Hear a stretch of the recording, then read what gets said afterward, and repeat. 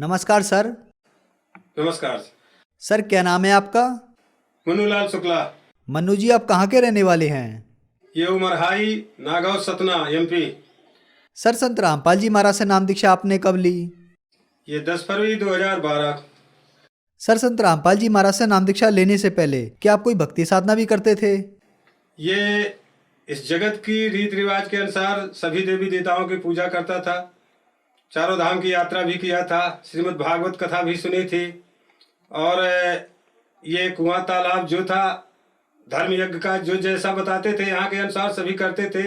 कावड़ लेकर भी गया था, वहाँ भी जाता था। और ये कृष्ण की पूजा भी बहुत ढंग से करता था। और जन्माष्टमी का व्रत भी रहता था, नवरात्रि के दोनों व्रत भी रहता, और बहुत कुछ वो करता था।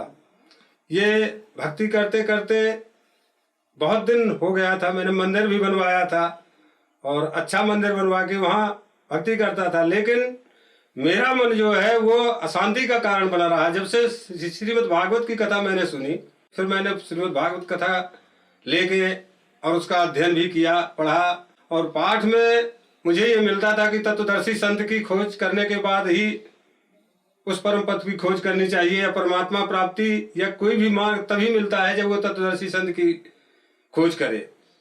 ये श्लोक मुझे विचलित कर दिया उस भक्ति से। और जब मेरा मन विचलित हुआ तो मैं खिन्न साथ रहा, और खिन्न रहने के बावजूद मैं ये सोचा कि मैं अब पद यात्रा करूं इस पूरी पृथ्वी की, और तत्वदर्शी संत की खोज करूं कि तत्वदर्शी संत कौन है। सर आप हिंदू धर्म में प्रचलित सारी साधनाएं कर रहे थे, देवी देवताओं की साधना करना, अन्य धामों पर जाना। इसके अलावा आप श्रीमद् भागवत कथा का भी ज्ञान सुनते थे और गीता जी भी पढ़ते थे। आप इस तरह से भक्ति में लीन हो गए कि आपने देवी देवताओं के चक्कर लगाते हुए मंदिर का निर्माण भी कराया। लेकिन आप गीता जी का अध्ययन करते करते एक जगह पर रुक गए कि मुझे तत्वदर्शी संत की तलाश करनी चाहिए। तो क्या आपकी ये तलाश पूरी हुई? जी, यह तत्वदर्शी संत, जब मैंने ये पुस्तक ज्ञान गंगा को पढ़ा, मैं जब उसको देखा, जब उस पुस्तक को मैंने पढ़ा तो उसमें वेदों का ज्ञान पाया। फिर मैंने वेदों को देखा और इससे गीता से पूरा मिलाया, जो भी उसमें निकला। और 2-3 दिन तक मैं उसमें एकदम बिजी रहा, मुझे सब कुछ भूल गया। और उस ज्ञान गंगा पुस्तक पढ़ने के बाद फिर ये हम समझे कि ये तत्वदर्शी संत वास्तव में संत रामपाल जी है, और विश्व में कोई इसके अलावा कोई तत्वदर्शी संत नहीं है। फिर उस पुस्तक को पढ़ने के बाद दूसरे तीसरे दिन ही मैं तुरंत यहाँ से हुआ, मुझे कुछ नहीं सूझा, और मैं बरवाला पहुंचा और वहां जाके संत रामपाल जी से महाराज से मैंने ये दीक्षा ली। सर हमने सुना है कि संत रामपाल जी महाराज से नाम दीक्षा लेने के बाद श्रद्धालु को बहुत सारे लाभ प्राप्त होते हैं। तो क्या आपको भी कुछ लाभ प्राप्त हुए संत रामपाल जी महाराज से नाम दीक्षा लेने के बाद?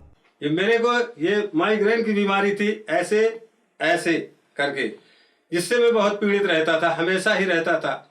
होता क्या था कि और कुछ बीमारी थी जिसके कारण खून सूख जाया करता था।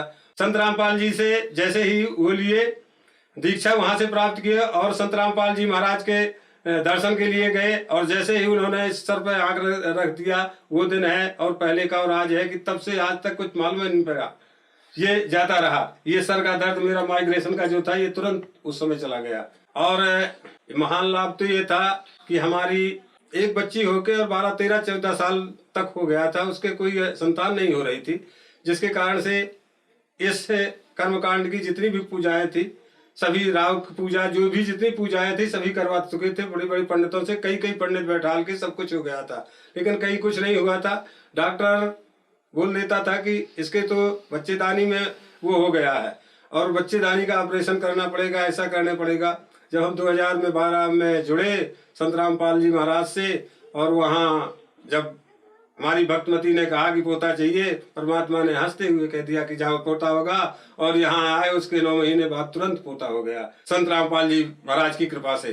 फिर उसके बावजूद और अन्य लाभ हुए। नशा था, ये पान तंबाकू खाने का बहुत बड़ा नशा था। ये 24 घंटे में खाता था, और खा के थूकता भी नहीं था। ये रात के अगर 2 बजे नींद खुल जाए तो रात के 2 बजे मुझे चाहिए था। लेकिन जैसे वहां हुआ, मैंने इसके लिए संत रामपाल से कहा था कि यही मेरे को बहुत बड़ी बीमारी है कि मैं बिना तंबाकू पान के नहीं रह सकता। बोले बेटा आज के बाद तेरे को याद भी नहीं है। उस दिन से आज तक मुझे उसके अगर कोई मेरे बगल से निकल जाता है तो मुझे इतनी गंध होती है। संत रामपाल की दीक्षा लेने के बाद हम बरवाला आश्रम जाया करते थे, प्रत्येक महीने ही जाते थे।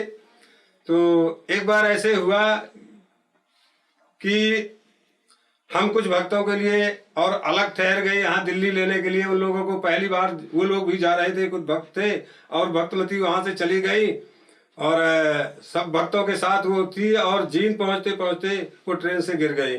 और ट्रेन से जब गिरी तो बेहोशी हालत में थी। बेहोश होने के बाद फिर वहाँ किसी तरह से आश्रम की गाड़ी आई संत रामपाल जी की, और उस आश्रम की गाड़ी आने के बाद उसमें गई और फिर वहाँ ले गए डॉक्टर को, उसका प्लास्टर व्लास्टर करवाए वहीं गाड़ी आश्रम से भेजकर। फिर शाम के समय जब संत रामपाल जी दर्शनों के लिए आए, वो पत्नी हमारी वहाँ गई। वो क्या किया कि गुरु जी से बताया कि हम आ रहे थे तो ऐसे गिर गए, और गिरने के बाद ये हाथ टूट गया। संत रामपाल जी बोले आज तेरी मौत थी और मौत परमात्मा ने टाल दी और तेरा ये सब ठीक हो जाएगा। इस तरह से हाथ को उन्होंने किया और उनके हाथ लगाते ही वो हड्डी उसी वक्त जुड़ गई या क्या हो गया, बिल्कुल ठीक हो गई। उन्होंने वही प्लास्टर काट के और वो रख दिया, बोले सब ठीक हो गया, और इसी वक्त वो चलने लगी। और उनको जो ब्लड प्रेशर की बीमारी थी वो कई वर्षों की बीमारी थी, और बहुत साल से वो ब्लड प्रेशर की बीमारी थी।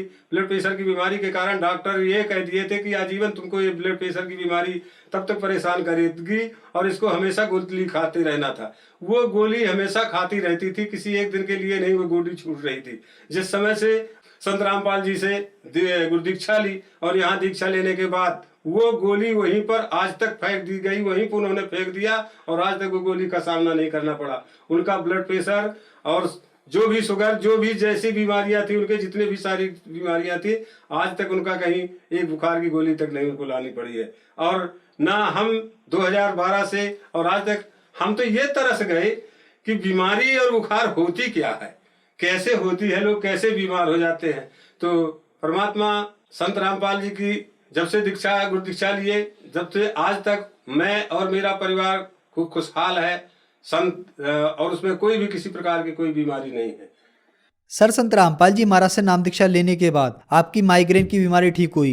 आपकी लड़की को 12 साल से कोई संतान प्राप्ति नहीं हो रही थी और संत रामपाल जी महाराज की कृपा से उनको भी संतान की प्राप्ति हुई। इसके अलावा आप नशे के बहुत ज्यादा आदी थे, आपको तंबाकू की बहुत ज्यादा बुरी लत लगी थी। संत रामपाल जी महाराज की कृपा व आशीर्वाद से आपकी तंबाकू की लत दूर हुई। आपकी पत्नी को डॉक्टर ने ब्लड प्रेशर की बीमारी बता दी थी और डॉक्टरों ने इलाज करने से मना कर दिया, लेकिन संत रामपाल जी महाराज की कृपा से आज वो ठीक हैं। तो जो श्रद्धालु आज आपको देख रहे हैं, आप उन्हें क्या संदेश देना चाहेंगे? सर्व समाज से मैं यही हाथ जोड़ के विनती करना चाहता हूं कि जो संत रामपाल जी ये ज्ञान बता रहे हैं, ये अपने ग्रंथों में वर्णित है और उस ग्रंथों के अनुसार उसी को आप देखिए और संत रामपाल जी की सबकी शरण में आइए। जो भी कष्ट है वो निवारण, कष्ट भी निवारण होता है, मोक्ष प्राप्त भी होता है और सारे सुख भी प्राप्त होते हैं। धन्यवाद सर। धन्यवाद।